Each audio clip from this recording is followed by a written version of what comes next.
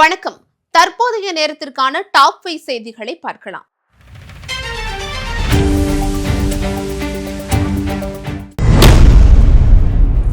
விடாமல் பெய்து வரும் தொடர் மழையால் சென்னையில் உள்ள சாலைகள் குண்டும் குழியுமாக மாறியுள்ளன. சாலைகளின் இருபுறமும் வெள்ள நீர் தேங்கியுள்ளதோடு சாலையில் உள்ள குழிகளிலும் மழைநீர் தேங்கியுள்ளதால் வாகன ஓட்டிகள் கடும் சிரமத்திற்கு ஆளாகியுள்ளனர். காலை நேரத்தில் பணிக்கு செல்வோர் நிதானமாக ஊர்ந்து செல்வதால் பல்வேறு சாலைகளில் போக்குவரத்து நெரிசல் ஏற்பட்டுள்ளது.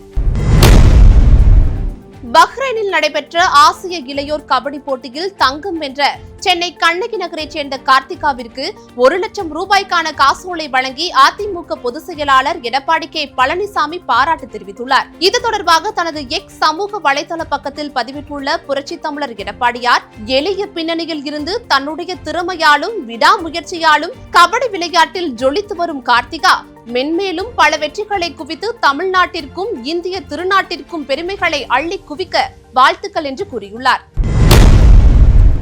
கரூர் கூட்ட நெரிசலில் 41 பேர் உயிரிழந்த சம்பவத்திற்கு பிறகு அரசுக்கு எதிராக அறிக்கையோ வீடியோவோ வெளியிடாத தாவேக தலைவர் விஜய் 1 மாதத்திற்கு பிறகு திமுக அரசுக்கு எதிராக அறிக்கை வெளியிட்டுள்ளார். தொடர் மழையால் நெல்மணிகள் வீணாகி முளைத்ததை போல திமுக ஆட்சிக்கு எதிரான தொடர் எதிர்ப்பு முளைத்து வளர்ந்து செழித்து ஆட்சியாளர்களை வீட்டிற்கு அனுப்ப போவது உறுதி என கூறியுள்ளார் விஜய்.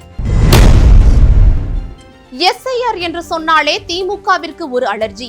வாக்காளர் பட்டியல் சிறப்பு திருத்த பணியை கண்டு திமுகவிற்கு பதற்றம் ஏன் என்று பாஜக மாநில தலைவர் நயினார் நாகேந்திரன் கேள்வி எழுப்பியுள்ளார். அண்ணா பல்கலை சம்பவத்தில் இருந்தே சார் என்று சொன்னாலே திமுகவிற்கு ஒரு அலர்ஜி என்று கூறிய நயினார் நாகேந்திரன், வாக்காளர் பட்டியல் சிறப்பு திருத்த பணியின் போது திமுகவினர் சேர்த்துள்ள போலி வாக்காளர் நீக்கப்படுவார் என்ற பயம் திமுகவினரை ஆட்டி படைப்பதாகவும் கூறியுள்ளார். வன்கொடுமை வழக்குகளில் பொய் சாட்சியம் அளிப்பவர்களுக்கு மரண தண்டனை விதிக்கும் சட்டப்பிரிவை நீக்க கோரிய வழக்கில் மத்திய அரசு பதிலளிக்க மதுரை உயர்நீதிமன்றம் உத்தரவிட்டுள்ளது. இது தொடர்பான மனுவை விசாரித்த நீதிபதிகள் மத்திய சமூக நீதி மற்றும் அதிகாரமளித்தல் அமைச்சகத்தின் செயலர் மற்றும் மத்திய சட்ட அமைச்சகத்தின் செயலர் பதில் மனு தாக்கல் செய்ய உத்தரவிட்டு விசாரணையை தள்ளி வைத்துள்ளனர். இத்துடன் டாப் 5 செய்திகள் நிறைவடைந்தன. அண்மை செய்திகளை உடனுக்குடன் தெரிந்து கொள்ள BNC டைம் சேனலுடன் இணைந்திருங்கள். நன்றி.